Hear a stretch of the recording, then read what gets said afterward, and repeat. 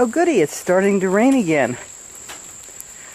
I have now adjusted the display and I can see perfectly. Of course, I didn't bother to read the book to find out how to do it. I am a student of the school of, gee, I wonder what this button does. It's remarkably effective, actually.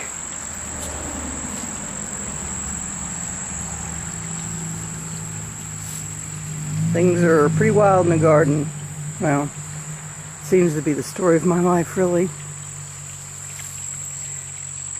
We have, excuse me, extremely lush vegetation going here.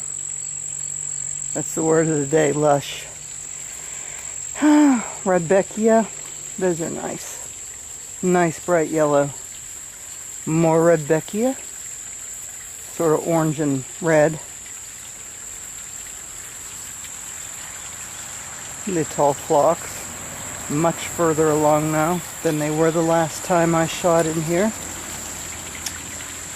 Ah, pickerel rush. This stuff's pretty, but I'm going to have to do something about it soon because it's pretty much taking over the goldfish pond, and that's not good. Of course, I haven't yet figured out how I'm actually going to trim it since it's in water. My fish, and begging. That's what they do. You walk past the pond and they start to beg. Feed me. I don't know where Squishy the turtle is. He's probably sensed that there's a camera in the area, so he'll lay low.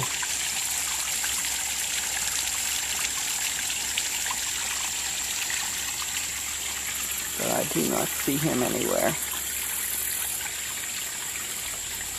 Fish are making me feel guilty for not immediately running into the house and getting their food. Eat bugs. That's why you're here. Your job is to eat the bugs. I'll feed you later. It's not time right now anyway. I don't know who you think you're kidding. Oh, this is interesting. Somebody has chopped off a lily pad. My guess is Squishy. If he starts doing that, he's going to find himself dumped in the state game lands. Okay, enough pond time. Let's back off here.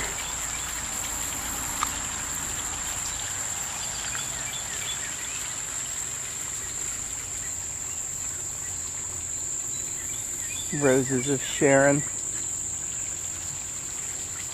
There must be a broken branch here somewhere. Maybe this is partially dying. Poor thing. No doubt a victim of some of the high winds that we've had.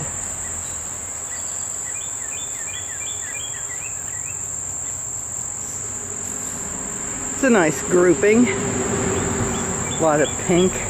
It's purple coneflower. I don't know why they call them purple coneflowers. They're not purple. At least I don't see them as purple.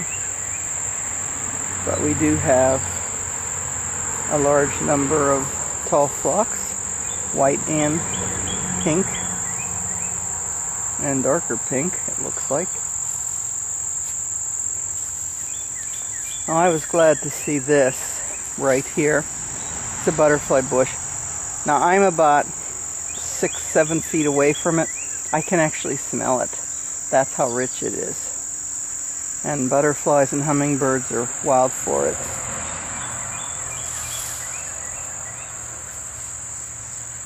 This bush right here, which of course is long done blooming, it's called a Carolina allspice. It has kind of strange looking flowers in the spring.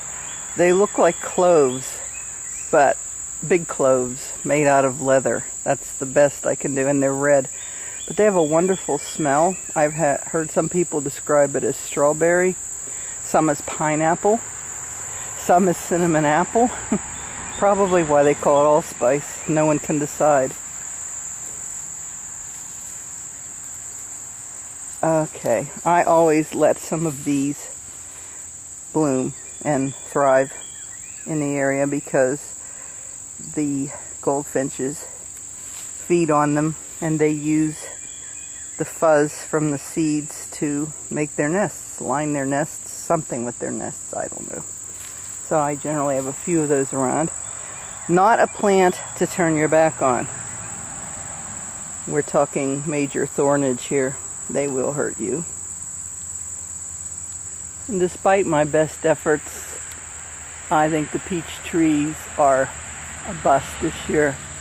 Fruit isn't ripening, it's just rotting on the branches. So maybe next year. It's a big disappointment though, after the way they bloomed and all the peaches they formed, to have them just up and die, so to speak, is very sad. Here's another butterfly bush, Buddleia.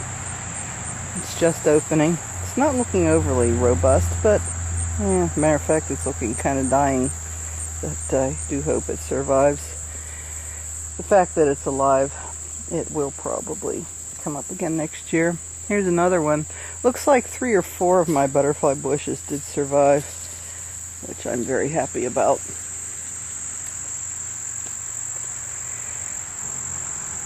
The Joe Pye weed isn't really very tall this year. Some years it's really, really tall, and taller than me, but this year with all the drought we had and the intense heat, I should consider myself lucky that it bothered to do anything at all. I am glad that it did though. Aside from liking the look of it, it's great for hummingbirds and butterflies.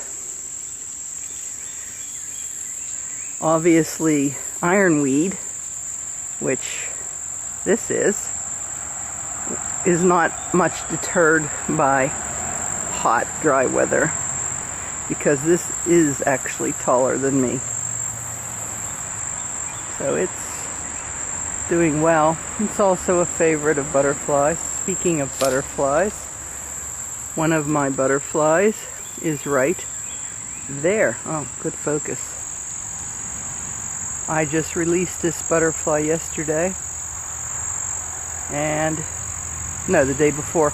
I thought he had flown away. Well, there were 2. One I don't see, but this one actually decided that this was a good place to be, and he's now stuffing himself with nectar. That's good. Makes me happy.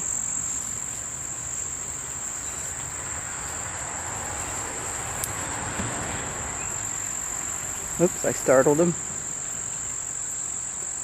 He's flittering around here. Oh, I think he's coming to say hello. Nope. I've actually got 5 more butterflies in the butterfly cage in the house awaiting release.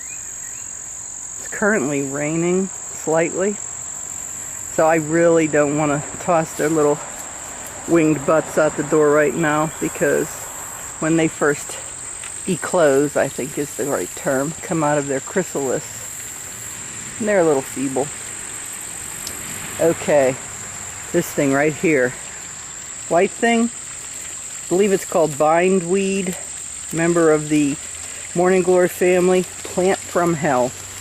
I yank it out every year and it just, I think it laughs at me. It just comes right back. But I keep working at it. Otherwise it would cover and strangle everything in the garden. Heard it called strangleweed too. Some Queen Anne's lace. Looks very nice. I've always thought it was pretty, but it can be invasive, so I don't let it get too good a foothold.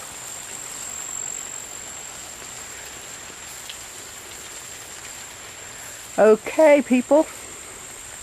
Now let's wander over and check out my tomatoes. My big tomato garden. I have 2 tomatoes, which I check with the focus of a Jedi Master dueling a Sith Lord for hornworms, tomato hornworms every day, because I learned my lesson last year. They destroyed my tomato plant.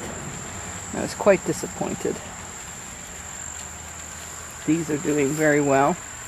I have actually removed